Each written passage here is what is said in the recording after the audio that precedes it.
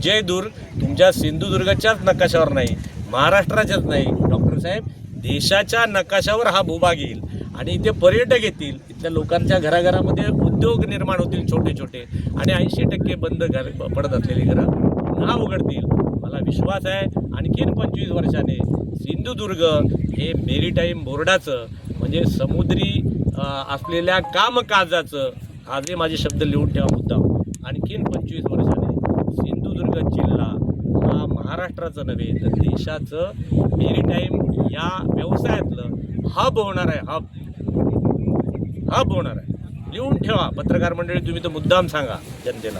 25 वर्षाने सिंधुदुर्गामध्ये गावं पुन्हा भरलेली दिसतील. एवढा रोजगार इकडे येणार आहे कारण तुम्हाला एवढा समुद्र किनारा आहे. आता निरनाळे बघा, परवात नितेजी राणेने एक जहाज बांधणीचा एक गोव्याच्या बॉर्डरवर एक कारखाना आणला.